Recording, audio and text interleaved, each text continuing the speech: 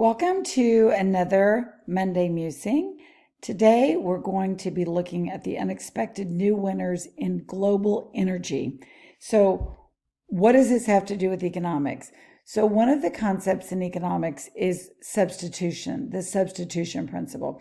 So, for an everyday example, this would be if you love, let's say you like Taco Cabana and Taco Bell equally, and you go there for lunch every day, and every day you can get a meal deal for $5. But one day you go in and Taco Cabana says, we are raising our meal deal to $7.50, but Taco Bell's is still $5. So the substitution effect means that you will probably start consuming less of the $7.50 Taco Cabana meal and more of the $5 Taco Bell meal. So what will that do to the supply and the demand curves for each restaurant respectively? Well, you will have less overall demand for the Taco Cabana. So your entire demand curve will move inward or to the left, meaning that you now demand less of all Taco Cabana, but you will now start demanding more of the Taco Bell. So now we're going to talk about that in terms of this article. So the unexpected new winners in the global energy war.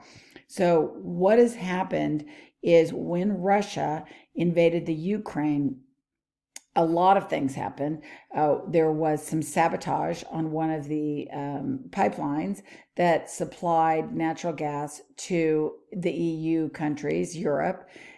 In addition, the EU countries said, we're not going to buy from you anymore as a way of boycotting to protest that Russia invaded the Ukraine. So Russia was like, fine, then we'll just keep all of our oil and we'll sell it to other people like China and India. So who was going to step in? Where was the UK going to get this natural gas? So that's what this is about. Where did they substitute their demand from, and who is the winner and who is the loser here? Who stepped in to fill the void? So it basically says once obscure corners of the energy world, offshore Congo to Azerbaijan, are become booming as Europe finds new sources of natural gas to replace the Russian supplies. So here I'm going to come over here. I think this is a really, really cool map. So it says before the war, 45% of Russia's petroleum exports went to the EU, while India bought most of their oil from the US, Iraq, and Saudi Arabia. Russia exported most of its natural gas to the EU, accounting for 45% of the EU's imports. So there we go. But now it's going to rotate a little bit. Russia cut gas flows to Europe in March of 2022. So here we've got Russia, and this is all of the gas going to the EU, and they cut that. So as a result, I skipped a page. The U.S. doubled shipments of liquefied natural gas to Europe, and Europe increased the number of liquefied natural gas terminals. So the U.S. is saying, hey, we're going to help you out here. And of course, we're getting paid for that. The EU also started importing gas from Algeria, Norway, Turkey, and Azerbaijan in place of the Russian energy. So we see Azerbaijan, Turkey, Algeria, all this coming in, and Norway. So interestingly, Algeria has always been an ally of Russia. But look at this. We have friendship and political ties, but business is business, says Algeria. So they're negotiating new deals with buyers in Germany, the Netherlands, and elsewhere. Meanwhile, Italy's company, this is Eni, is making major investments. So a company in Italy is investing in Algeria. And then U.S. giants Chevron and Exxon are talking to Algeria as well. Then London, so the UK, which is, remember, not part of the EU, is getting in on this. They are boosting gas production in Azerbaijan. located in the Caucasus, which used to be Russia. So that is very interesting.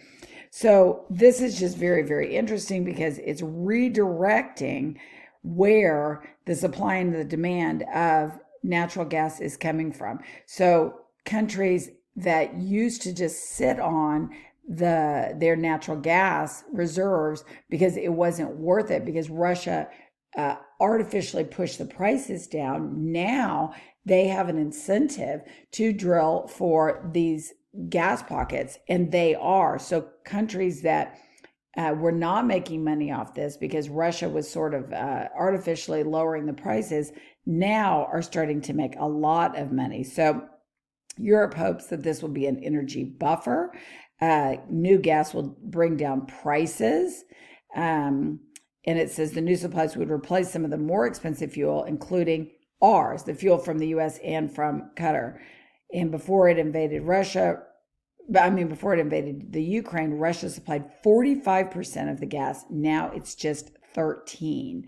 So it's very, very interesting to see that other companies and other countries have sort of picked up to fill in the gap. So this is a great example of, if you'll go back to one of our earlier discussion boards, we talked about, should the US have allowed those big banks to fail? And the thought was, big banks can't fail because it's going to have a ripple effect. Well, here we have an example of something big that did fail, Russia and their energy pipeline that failed, and yet the world did not end. Other companies and other countries stepped in to fill the gap. Why? Because they had an incentive to do so. So money is a huge incentive. So all these countries said, oh yeah, we used to be friends with Russia and we sort of respected their views on keeping the dollar down, but then they're going, no, wait, we can make a ton of money here, and they're all stepping in. So we're just talking about, Algeria, we're talking about the African nations that have significant reserves. So it's very, very interesting. We started to connect with our neighbors that had the quickest possibility to react.